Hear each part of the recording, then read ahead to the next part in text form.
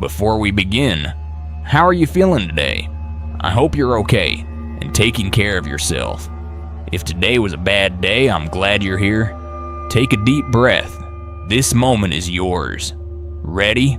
Let's begin. There's something about parties that brings out the best and worst in people.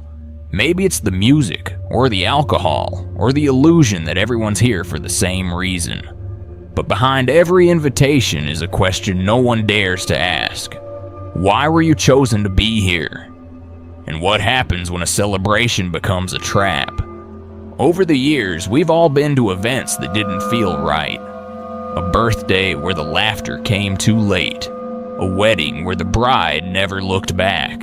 A bonfire that burned too quietly. Maybe you've chalked it up to bad vibes, awkward company, or too many drinks. But what if that feeling, the pit in your stomach, the shift in the air, was something trying to tell you to leave? This series isn't about ghosts that knock or demons that scream. It's about the people you know, the places you trust, and the moments that should have ended differently. 8 stories, 8 parties, 8 reasons to think twice before you say yes to another invitation, because not every guest was meant to be there. And sometimes, you're not the one attending the party. You're the reason it's happening at all. So if something about this already feels familiar, if you've ever walked into a room and felt like it knew you before you spoke, sit down. You're already on the list. You've heard the warning. You've stepped inside, but now it's time to see what was waiting for you behind the first door. The first invitation. The first mistake. And remember, this all started with something small. A birthday, a place to feel seen, a promise no one kept. Story 1. Birthday. Below the floorboards. I've never liked birthdays. Not after my mother died.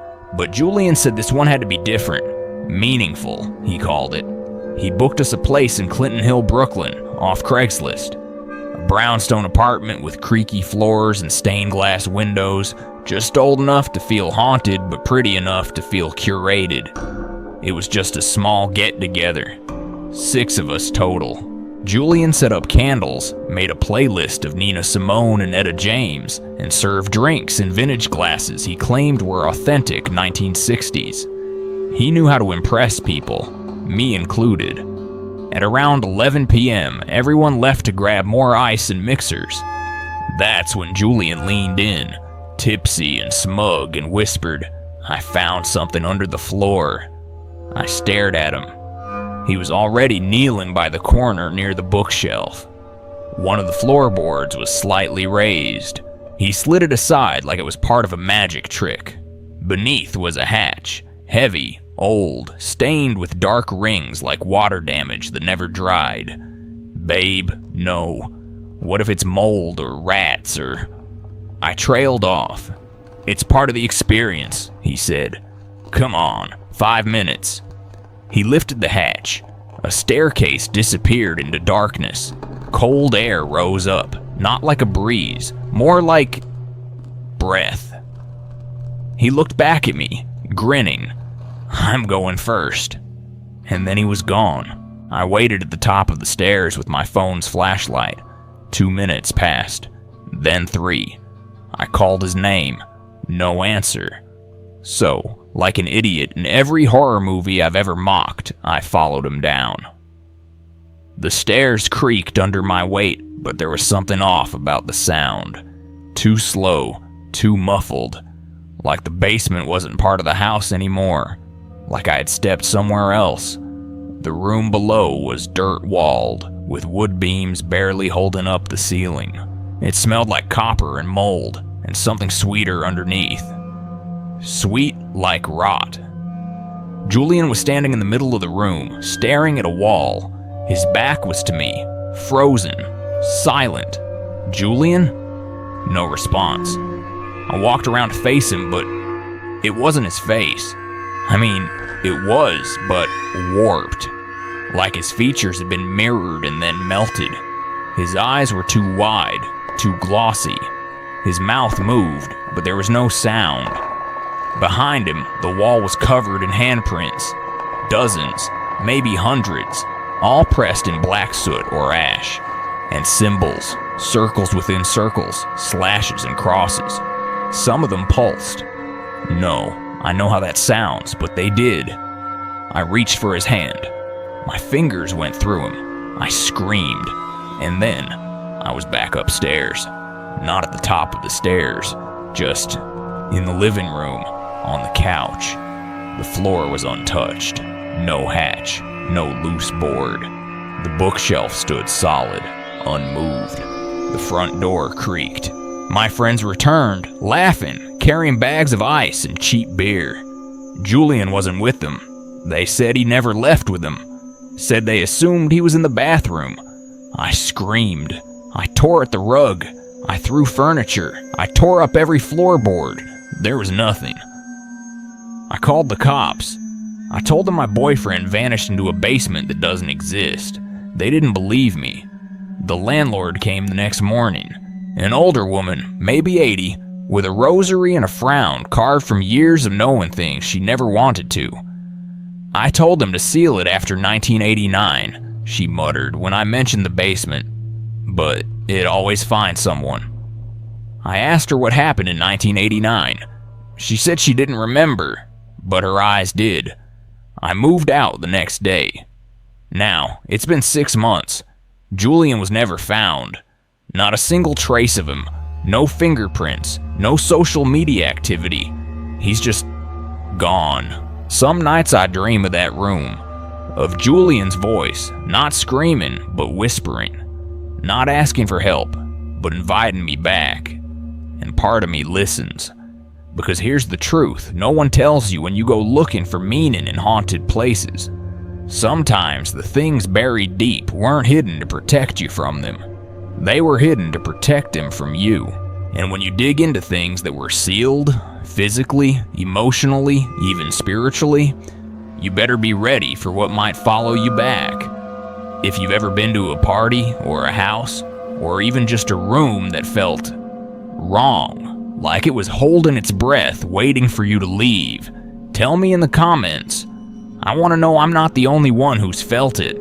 And if this story stayed with you, even just a little, I hope you'll stay with us too. There's more, not just more stories, more truths people are too afraid to tell. Because the next one, you might have been there. Some parties are buried beneath floorboards, forgotten by the world above. Others are dressed in velvet, laced with music and candlelight, where memory wears perfume and regret dances slowly. If you've ever wandered into a place that felt too grand for the present, like you'd stepped into someone else's nostalgia, you might know where this next story begins.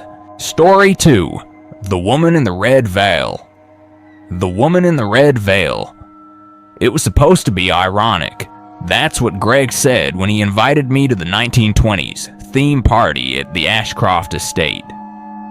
We're embracing nostalgia by getting drunk in suits, he told me, adjusting his suspenders and mustache wax like he hadn't just bought both off Amazon the day before. The house was a relic on the cliffs of Long Island. Arched windows, rotting ivy, chandeliers that buzzed with a half-dead glow. We arrived just before dusk, and there were already 24 guests scattered across the garden, dressed in flapper dresses and faux pearls, sipping cocktails like it wasn't 2024. Greg was in heaven.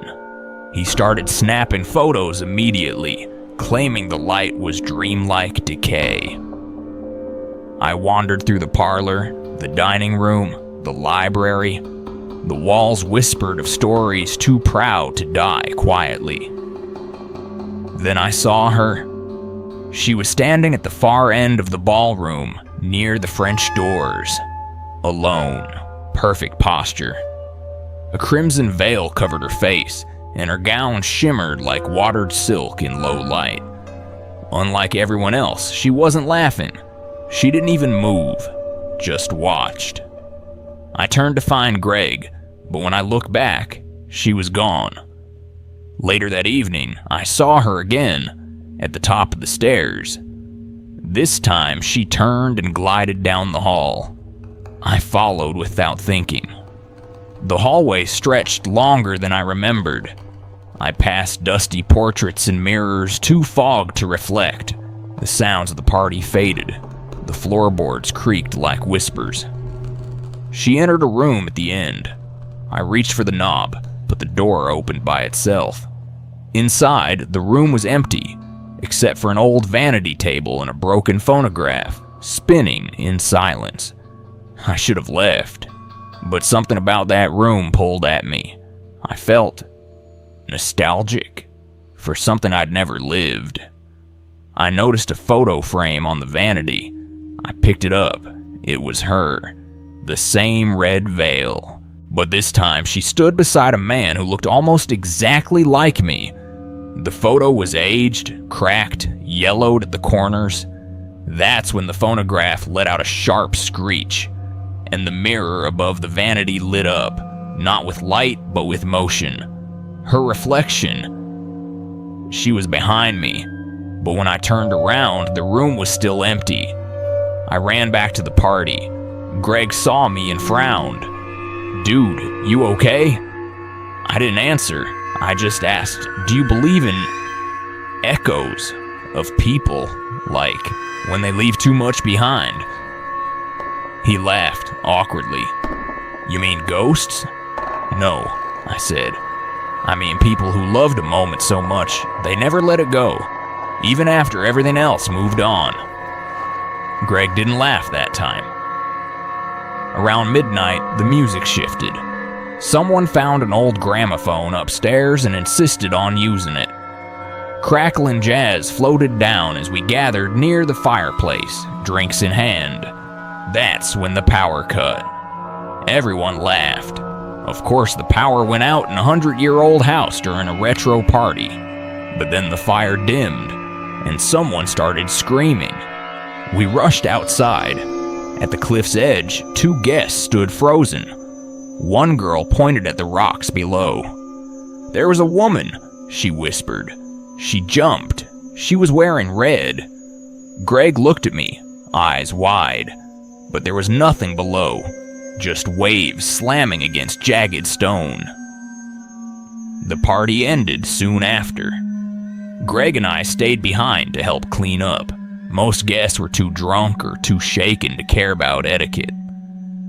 As I wandered through the now empty parlor, I felt the air shift, like the house had exhaled. Not relief, not sadness, more like recognition. As if it had seen this ending before, had watched parties rise and fall, again and again, like tides on the shore. I paused by the mirror near the front door. For a second, my reflection didn't match my movement. I turned away before it caught up. That night, I dreamt of the woman in red. Only it wasn't her face under the veil. It was mine. And in the dream, I wasn't falling. I was stepping forward into something I believed in more than reality. Weeks later, I developed Greg's film for an article I was writing. Most were blurry, drunk photos, but one image stood out. It was from the hallway upstairs. Greg hadn't gone up there, and in the photo, the woman in red stood in the doorway, staring at me. You don't have to believe in ghosts to be haunted. Sometimes it's a version of yourself that echoes through the places you never meant to visit. Sometimes what scares you isn't the dead, but the idea that you might belong with them more than you do the living. I learned something that night. Not all parties are for the living. Some are memories wearing skin. If you've ever felt like a room remembered you before you entered it, or like a stranger knew your name before you spoke it, tell me. Maybe this story isn't mine alone, and if you want more stories that slip between the cracks of the real and the unreal, you're already where you need to be. Stay a little longer. Not every echo comes from within walls.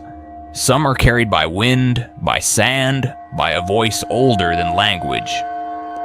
The desert doesn't speak often, but when it does, it calls you by name.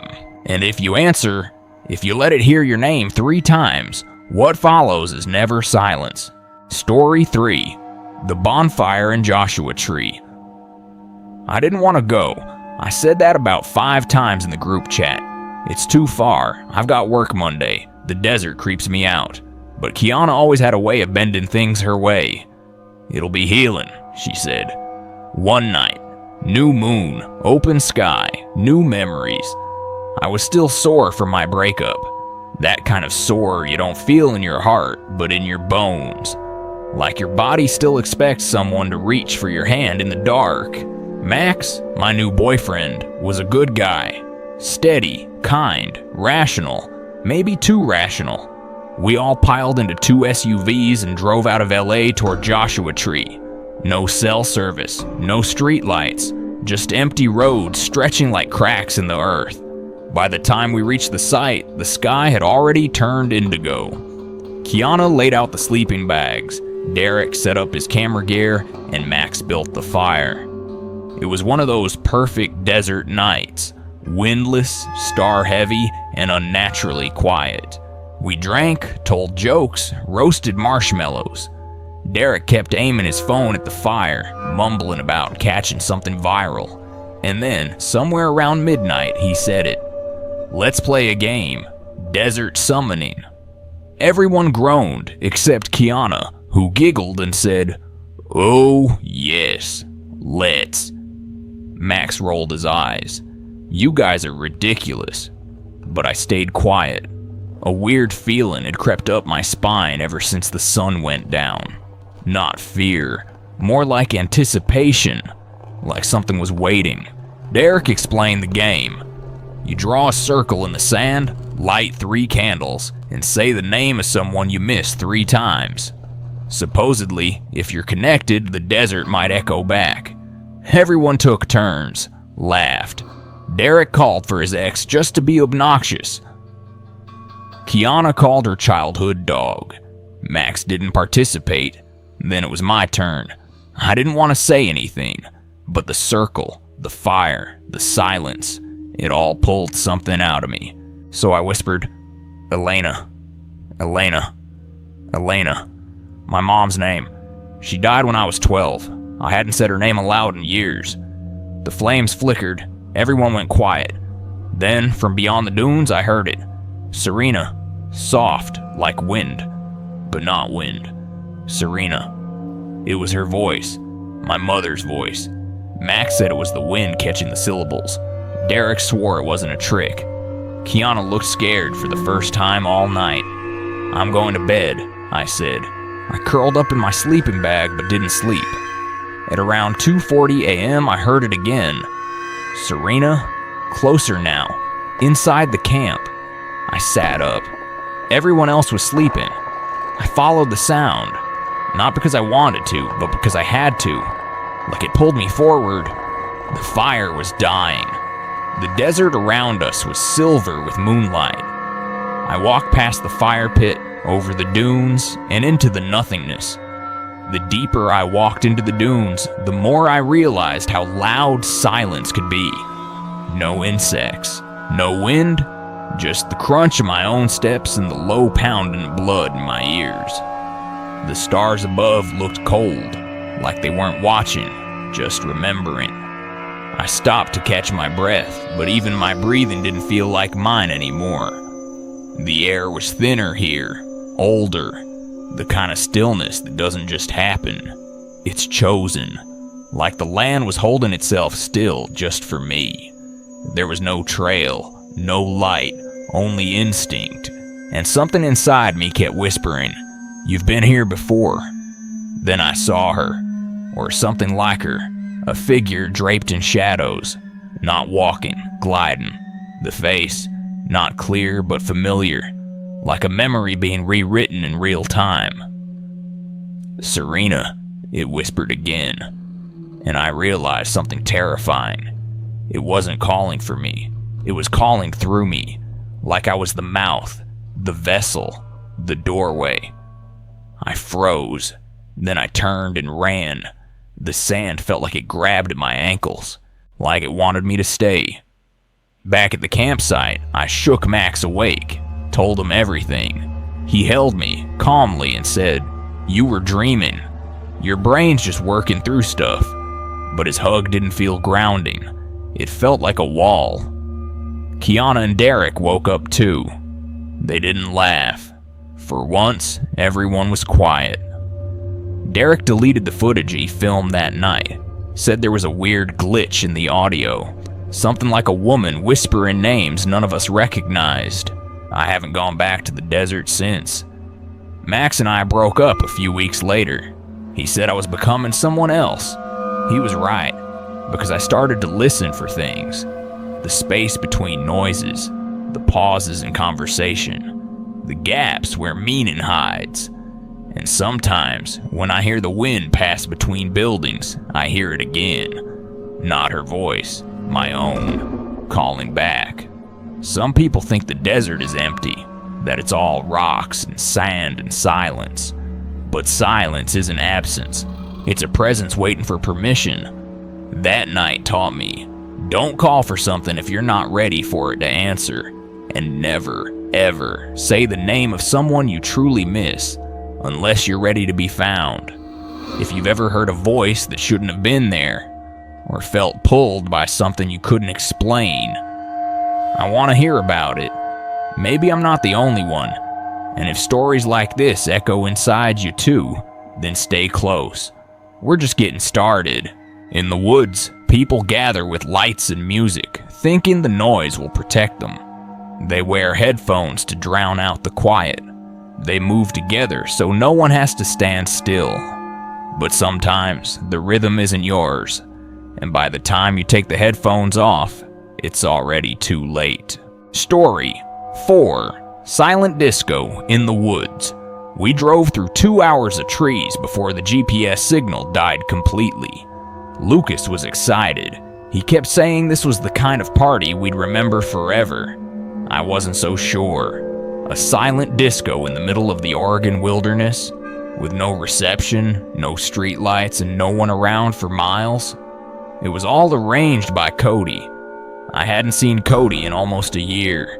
We used to make music together in college.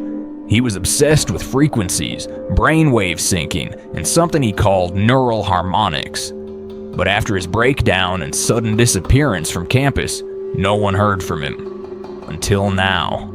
An email showed up in my inbox 2 weeks ago. No subject line, just coordinates, a flyer with glitchy text, and the words, "Feel what they never let you hear." When we arrived, the clearing was already glowing. Hundreds of tiny LED lights were strung between trees like constellations brought down to Earth.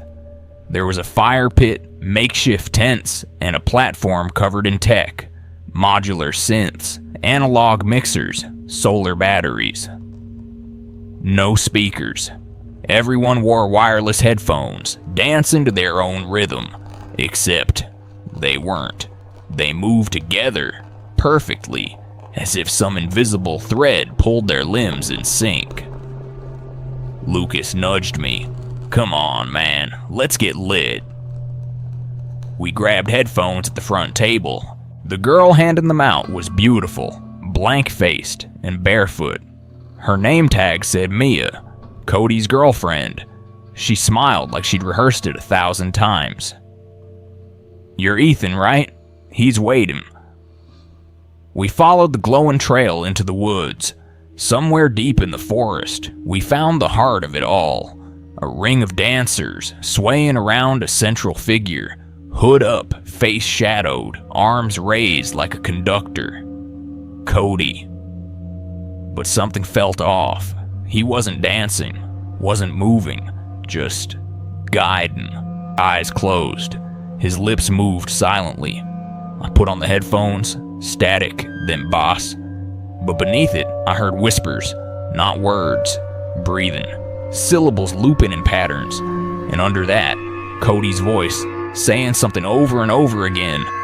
Find the root, strip the name, join the tone. Lucas was already lost in the rhythm. He spun, dipped, swayed in perfect harmony with the others.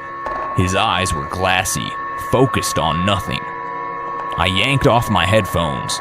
No sound, but they still moved in sync. Hundreds of bodies, pulsating like a single organism. I looked down. My foot had started tapping, without me realizing. I stepped back, turned around. Mia stood behind me. "No one really listens anymore," she said calmly. "He fixed that." I tried to speak, but something in my throat seized. She stepped closer. He needed someone who remembered his real sound, the original version of him. "That's you, Ethan." And then I heard it, not through the headphones, through the trees, a low, vibrating hum. Not music, communication, something old, ancient, like the earth was singing beneath its breath, and Cody was tuning us to it. I ran. Branches tore at my arms. My heartbeat drowned everything. The deeper I went, the louder the sound became. Not in my ears, but in my bones. Like it was inside me, tuning me against my will. I stumbled into a smaller clearing. Silence. A generator buzzed. There was a table. On it, a laptop, blinking. One screen showed a wave pattern slowly smoothing into a single flat line. Beneath it, a folder labeled Unity Final Ethan Mix. My name. I turned to run back, to grab Lucas and get the hell out, but I stopped cold. He was there. Cody, his hoodie off, hair longer, skin paler, but the same eyes. Except they didn't look at me. They looked through me. "You left when it mattered," he said. "You called me crazy." I shook my head. "I didn't know." "You do now." He smiled. "You hear it too." My ears rang. My chest vibrated. "I don't want this," I said. "You're not in control." He stepped forward. "Neither are you." Suddenly I heard screaming. Back at the main clearing, lights flickered. People were staggering, clutching their heads. A few dropped to their knees. Lucas among them. I ran toward him, screaming his name. He looked up, dazed. "Ethan, it's beautiful." I slapped the headphones off his head. He gasped. Reality slammed back into his face. The sink was breaking. People collapsed, eyes wide, as if something had been ripped from their minds. Some laughed, some cried, some just stared into space. The music stopped. Cody was gone. So was Mia. The laptop was fried. No one could remember how long we were there, or what we heard. That was 3 weeks ago. Lucas barely talks. He keeps drawing circles over and over again in his notebook. Says they help him stay grounded. I deleted the email, burned the headphones. But sometimes at night I hear that hum again. In the silence between subway trains, in the gaps between my thoughts, and worst of all, I feel my foot start to tap. You don't have to plug into something to be altered by it. Sometimes all it takes is one moment of vulnerability, one note, and it tunes the part of you no one else can reach. Be careful who you let conduct your thoughts. Not every party is about connection. Some are designed to rewrite you, beat by beat. If you've ever felt yourself moving to a rhythm you couldn't explain or changing in ways you didn't choose, leave a comment. I need to know I'm not the only one. And if stories like this feel too familiar, then maybe you've already heard the first note. Stick around. Because silence is just the sound waiting to begin again. Some invitations come in envelopes, others come in memories. This one came from a name that should have stayed buried. From a friend you already said goodbye to, except you never really did. And when you show up for someone who's no longer alive, the question becomes, who sent the invitation? Story 5. The wedding that wasn't mine. The envelope had no return address, just my name, written in gold ink with a kind of elegance people don't usually use for things like junk mail. Inside, a single card, an invitation. Cream-colored, thick as cardboard, with pressed letters that read, "You are warmly invited to the wedding of Valerie Annette Holmes and Matthew Ray Caldwell, this Saturday, 5 p.m., 74 Hartwell Road, Charleston. Valerie. My Valerie. Dead 3 years. Gone since the night her car slipped off the Ravenel Bridge and into the river. Her body pulled from the water 2 days later. I never got to say goodbye properly. We'd fought before it happened, over something stupid, something I don't even remember anymore. And now here she was, invited me to her wedding like nothing had happened. I sat on my couch staring at the invitation for hours. It had weight, not just physically, but emotionally, spiritually, like something had traveled too far or too wrong to reach me. Charleston wasn't far from where I lived, 2.5 hours by car, down long highways framed by mossy oaks and memories.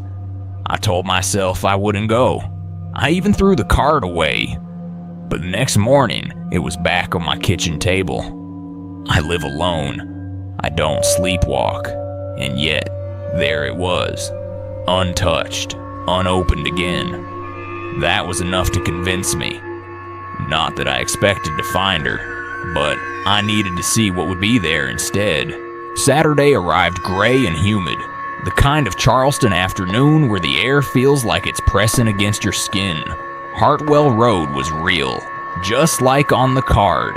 An old neighborhood that smelled like time, where houses leaned under the weight of decades, and porches creaked in ways that weren't just structural.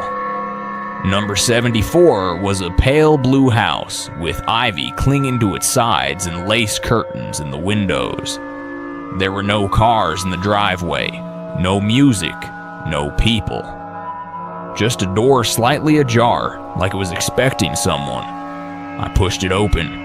Inside, the air was stale but not dusty. Someone had cleaned recently, maybe obsessively. Flower arrangements lined the hallway. White lilies, Valerie's favorite, though their petals were too fresh to be local. A table sat in the foyer with a guest book open and a single name signed in curling cursive. Amanda Lee Holloway.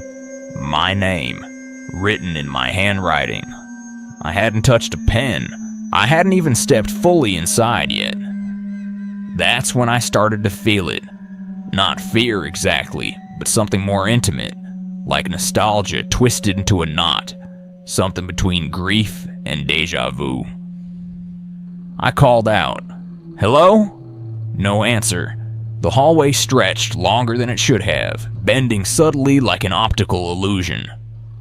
At the end stood a full-length mirror in a gilded frame. I walked toward it without meaning to. My reflection wavered, not glitching, not ghostly, just slow, delayed. When I blinked, she blinked a second later. When I tilted my head, she hesitated. Then I reached the mirror, and she smiled before I did. I stumbled back. That's when I heard the piano. Soft, distant, the opening notes of the song Valerie used to hum when she was anxious, Claire de Lune. I followed the sound through the living room, past the dining area, and into a back room I swear hadn't been there moments ago. There she was, Valerie, wearing a wedding dress so vintage it looked older than either of us. Her veil covered her face, but I'd know that posture anywhere. Back straight, hands folded like she was holding something invisible. Her eyes were closed, but her mouth moved, whispering, not prayers, names. I stood there, unable to speak, afraid that if I did, the moment would collapse. She opened her eyes, looked straight at me, and said, "You're late." I wanted to scream, to cry, to ask her why, but all I managed was, "You're dead." She nodded, like she'd been waiting for me to admit it. I know, but I wasn't done. She turned and walked through a door that hadn't been there before. I followed. We stood in a small, dim chapel. Candles burned without heat. The pews were empty. At the altar stood Matthew Caldwell, except it wasn't him. It was a man wearing his face like a costume, smiling too wide, eyes too flat. Valerie stepped beside him. She didn't look at me again. "Do you take this man?" a voice said. "No body, just words from the walls, to bind your soul where your heart never reached?" She didn't speak. She just turned her head slightly, as if waiting for me to answer for her. I took a step forward. "No," I said. She didn't choose this. Everything stopped. The candles blew out. The altar vanished. Valerie blinked once, and the room fell into itself, folding like paper soaked through. I woke up on the front porch. The door behind me closed. My car was still in the driveway. The sun was setting. My hands were shaking. I drove home in silence, the invitation gone from my bag, my memory blurred at the edges. But I remember what she said. I wasn't done. I think some people get stuck in what they were planning, in promises they never got to fulfill, in the stories that ended mid-sentence, and sometimes they call to the people who were supposed to be there with them. I don't know what would have happened if I hadn't spoken, if I'd let her go through with whatever that wedding really was. Maybe I would have stayed in that house forever, walking halls that rewrote themselves, signing guest books that filled before my eyes. So here's what I've learned. Not every invitation is meant to be accepted, and not every goodbye is supposed to be permanent, but some need to be. If you've ever felt like the past wasn't done with you, like it left the door just slightly open hoping you'd return, I want you to ask yourself, are you there to remember or to stay? And if this story feels like something you've almost lived, then maybe it wasn't mine alone. Maybe you're still holding an invitation too. You're trying to go home now. Enough of parties, enough of people. Just a quiet ride in the back seat.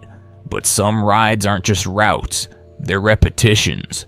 And sometimes the driver already knows your name because he's driven you here before. Story 6. You can't rate this ride. I wasn't supposed to be out that late. Camille and I had broken up 3 weeks earlier, and I told myself I was doing better. Sleeping earlier, drinking less, getting outside more. But that night, I had a drink too many. Stayed at the bar too long. And by the time I checked the clock, the trains had stopped running. I ordered a ride like I always did. Tap, swipe, done. The app showed a driver already nearby. Black sedan, no plates listed, just a profile photo of a man with sunglasses and a beard. Name, Zeke. 5 stars, over 3,000 reviews. That should have reassured me. It didn't. The car pulled up exactly where the pin dropped. The window rolled down halfway. "Jaden?" the driver said, voice calm, mid-40s maybe.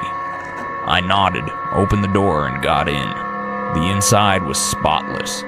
No air freshener, no idle music, just silence.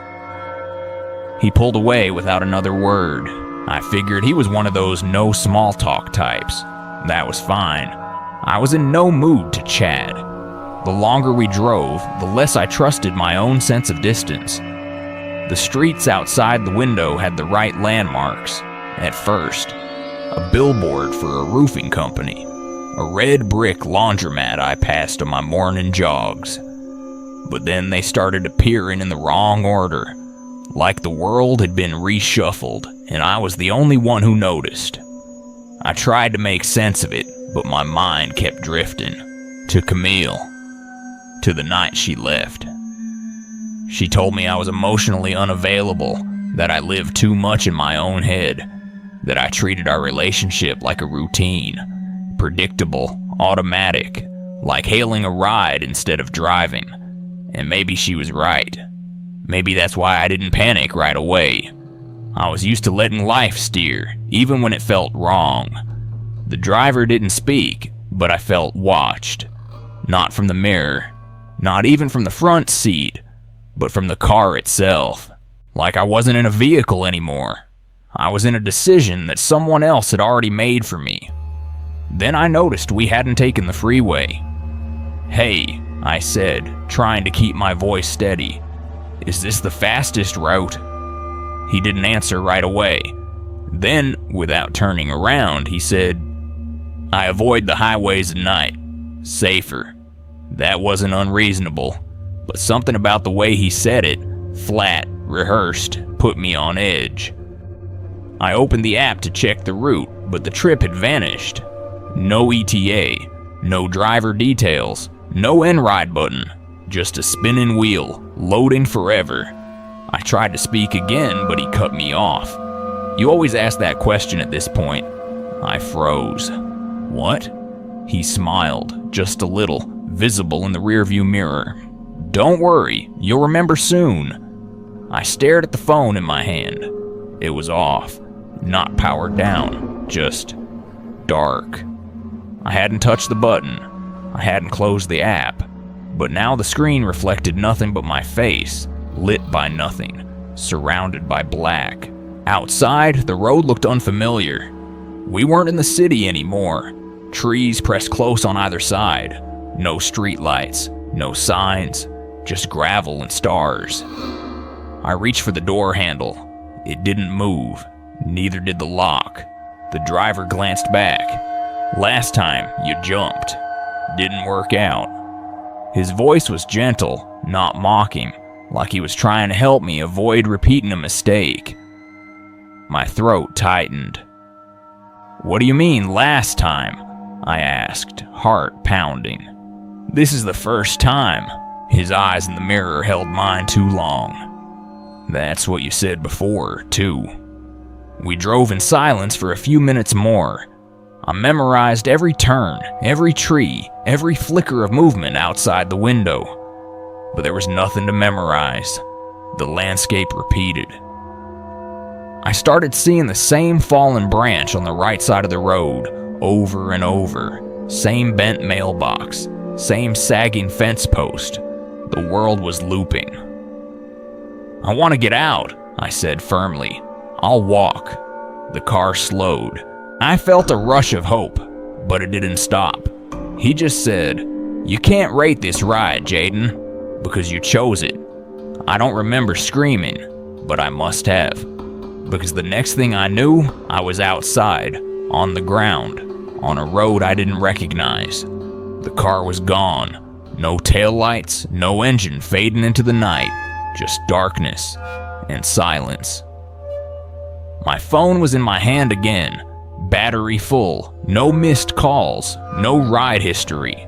I walked toward the only thing visible, a small gas station in the distance, glowing weakly. It was closed, but a payphone stood nearby. I didn't know anyone's number by heart except Camille's. I dialed. She picked up on the first ring. "You remember now," she said. Her voice was calm, familiar, terrifying. "Camille?" I whispered. "What the hell's going on?" "You keep finding your way back," she said.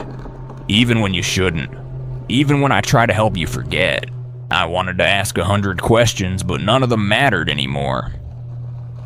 She sighed softly into the receiver. "Next time, don't get in the car." The line went dead. I stood there for what felt like an hour. Then my phone buzzed. A notification. "Thanks for riding with Zeke. Rate your experience." There was no skip button, only stars. And no matter what I tapped, they all stayed blank. Like nothing I chose would change anything. Some rides don't take you home. Some take you where your memory's been buried, where choices repeat, like loops in a track you didn't mean to play again. If you've ever felt like something in your life didn't start the way it should have, if you've ever stepped into something and felt like you'd done it before, felt like you weren't in control, maybe you've already been in the car. Maybe you're still in it, and if you're still rating the same ride over and over, hoping the next choice saves you, then maybe it's not the driver who's trapping you.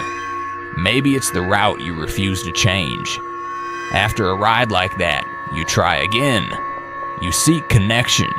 Someone new, someone simple, a face on a screen, a message without words. But when someone skips the talking phase, it's not always because they're shy. It's because they don't want you to think too hard before saying yes. Story 7.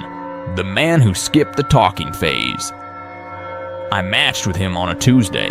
His name was Gavin, and he had one photo.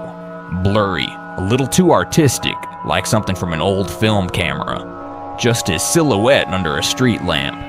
No bio, no linked social accounts. Normally I'd swipe left, but something about the vibe felt real, honest even. We matched instantly.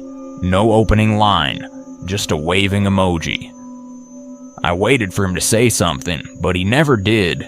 Instead, every time I opened the app, there'd be a new emoji waiting. A rose, a coffee cup, a clock. It was weird, but strangely kind of sweet. Like he was shy, or maybe playing a game. After 3 days of this silent messaging, he finally asked, "Do you want to meet?" No small talk, no background story. But I was new in Austin, lonely, and tired of long message threads that went nowhere. I said yes. We agreed on a Saturday afternoon at a coffee shop downtown. I sent the location. He replied with a smiley face. No other confirmation. He didn't show up, or so I thought. I waited 30 minutes. No call, no message. I was about to leave when I noticed a man across the street, standing perfectly still under a tree, facing me. Same height, same posture as the silhouette in the photo. He never came inside, just stood there, then turned and walked away. When I got home, there was a message in the app. Nice dress. I hadn't posted what I was wearing. I hadn't told him. I blocked him immediately. Or at least I tried. The app glitched. His profile vanished, but not like it was deleted. More like it was absorbed. All my messages with him disappeared. The match history too. My phone froze for 5 seconds, then kicked me back to my home screen. I told my roommate, Jamie, everything. She said I should have never agreed to meet someone who refused to talk. If they can't even hold a conversation, they don't get your time, she said. We laughed. I deleted the app. But that night, I had a dream. I was standing in a long hallway, one that never ended, lined with doors, each marked with a name I'd never seen before. Except one. Gavin. The door was cracked open, and from inside, I heard breathing. Not snoring, not sighing, just breathing. Measured, focused, like it was waiting to match my pace. I didn't open the door, but I didn't walk away either. I woke up around 3:33 a.m. My phone screen was lit, even though I turned it face down. A new app icon blinked on the home screen, a black square with a single white dot in the center. I didn't download anything. When I tapped it, the screen went dark. Then a message faded in. Letter by letter. We already met. I screamed. Jamie ran in. She saw the app, tried to uninstall it, but the icon just kept moving, dodging her finger like it was alive. Eventually, she force shut the phone. We tossed it in the freezer. It felt stupid, but it worked. The screen stayed off. The next day, I bought a new phone. Fresh number, new account, no dating apps. 2 days passed. Then, during lunch duty at the school, I saw him. Across the playground fence. Same height, same stillness. No movement, just watching. I blinked. He was gone. I tried to convince myself I was paranoid, that it wasn't him. But then Jamie got a letter in the mail. Handwritten, no return address.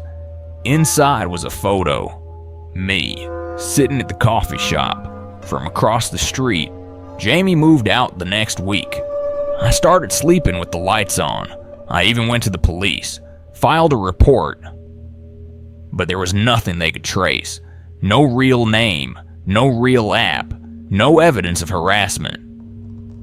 They told me to stay vigilant and let them know if he contacted me again. But he didn't. Not directly. Instead, it was the silence that grew louder.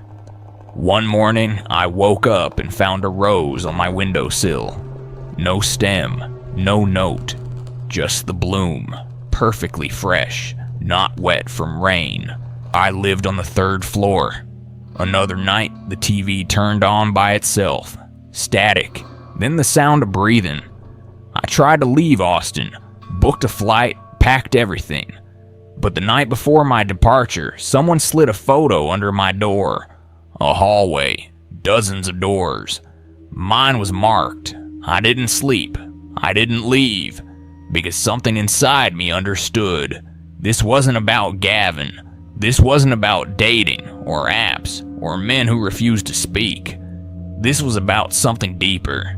Something that wanted connection in a way we don't understand. Not love, not obsession, just presence. Uninvited, undeniable.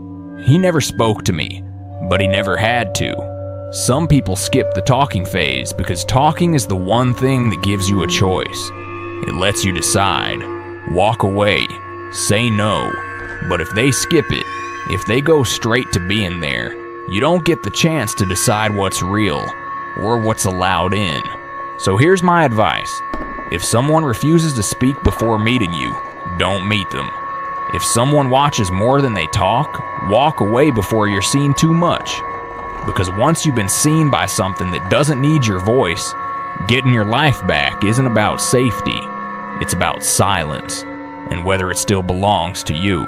If any part of this feels familiar, if you've ever been matched with someone who felt too quiet, too convenient, too still, maybe you were never their first match. Maybe you were the next open door. And if this story makes you want to delete your apps tonight, don't hesitate. Just be sure the screen really goes black when you do. By now, you've seen enough to be careful. You don't RSVP as quickly.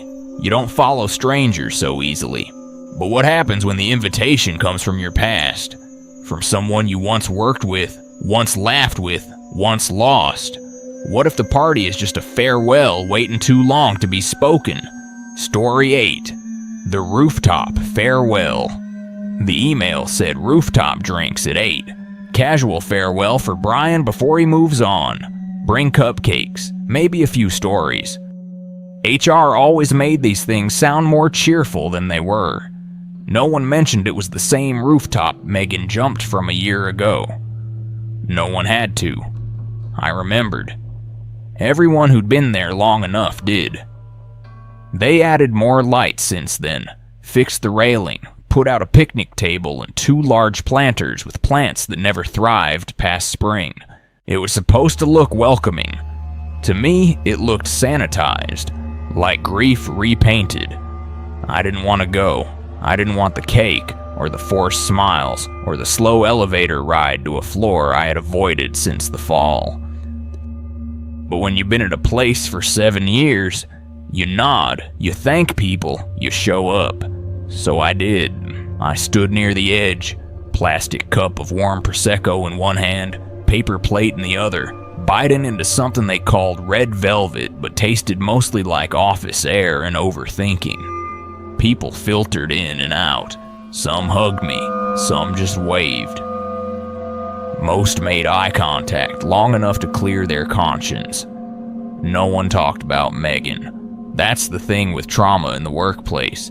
It becomes a glitch in the timeline. We skip over it like a song too painful to hear. By 9:15, most of them had gone. Jamie from HR offered me the last of the bubbly, which I took mostly out of habit. She said, "You good up here alone?" I said, "Yeah." She said, "Cool," and left. That's how things end. Casual, quick, just like the invitation promised. I sat at the bench near the railing, looking out over Chicago like I had something to say to it. The skyline blinked like a tired machine. I watched headlights move in slow rivers. Everything was still except my thoughts. I wondered if Megan stood exactly here. I wondered if she looked out at the same lights and felt the same pull.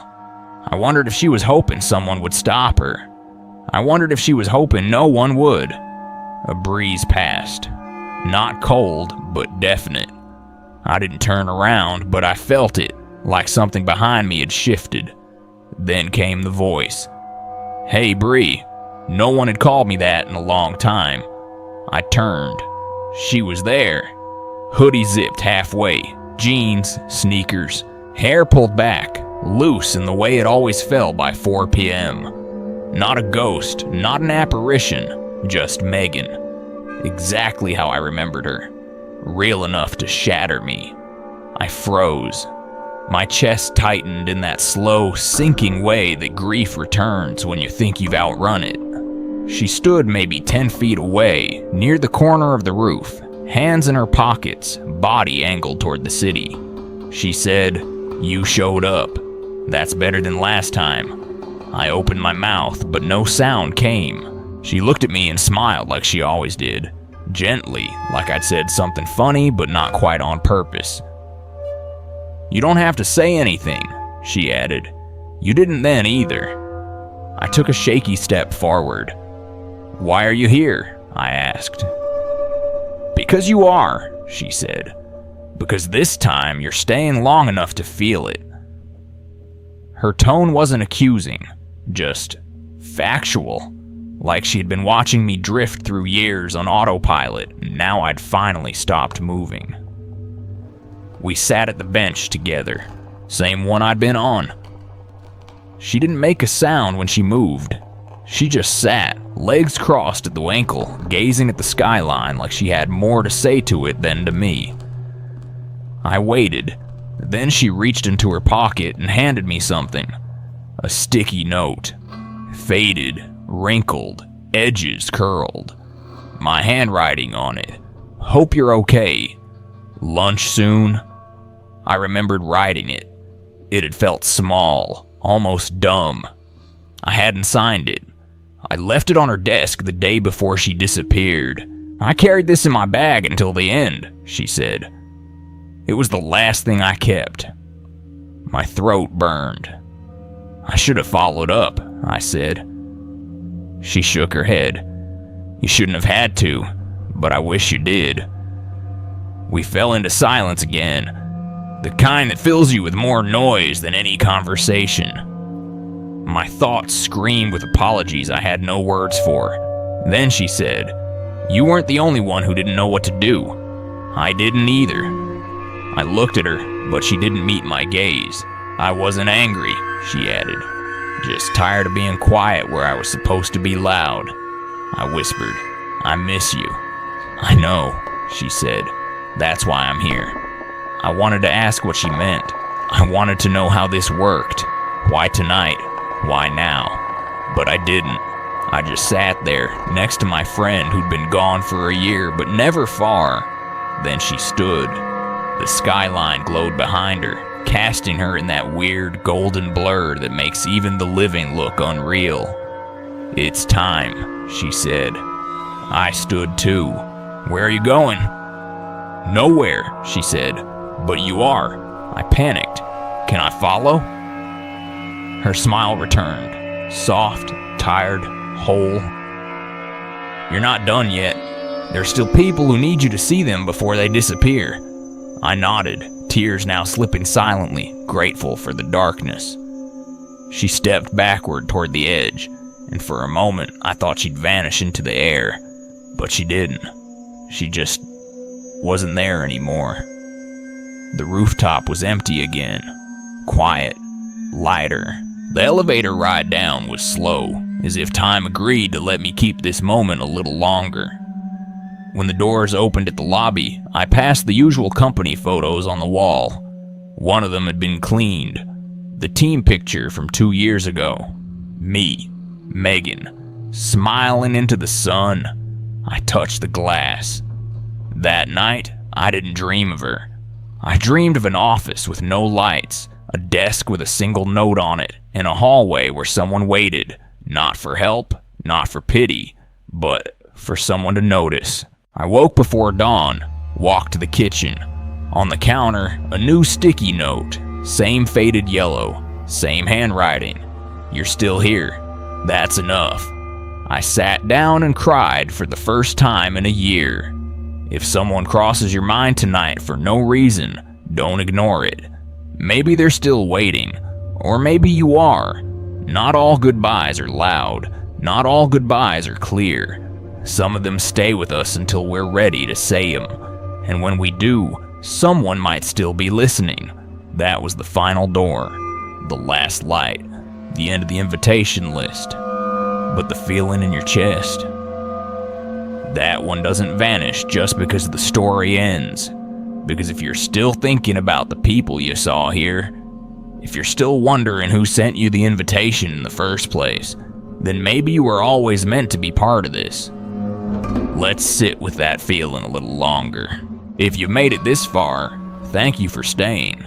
Not everyone does, and not everyone can. There's something about these stories, their silence, their softness, their refusal to scream, that lingers longer than expected after the screen goes dark. But maybe that's the point.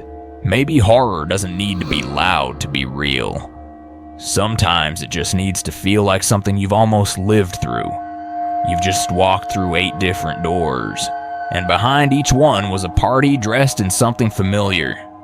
A rooftop farewell where grief never got a proper ending. A bonfire in the desert where a voice called someone home before they were ready. A ride home that had no destination. These weren't just stories about fear. They were about connection, memory, and all the little moments we leave behind without meaning to. Because the scariest things aren't always in the dark. Sometimes they're what we forgot, in the light. Maybe you saw yourself in Brian, standing alone on a rooftop, waiting for closure that never came. Or in Serena, hearing her name spoken by something too old to be understood. Maybe you recognize the moment when someone across the room watched you for too long and you didn't ask why. And maybe, just maybe, these stories didn't feel like fiction at all. Some of them have happened, some of them will, and some are happening right now, quietly, to someone you know, but you haven't noticed yet. So if something feels off, listen. If someone crosses your mind for no reason, check in. And if an invitation ever shows up that doesn't quite belong, one with no sender, no return address, no real explanation, maybe let it go unanswered. Because not all parties end when the music stops. Some just wait. They wait for the one guest who was always meant to arrive. And tonight, that might have been you.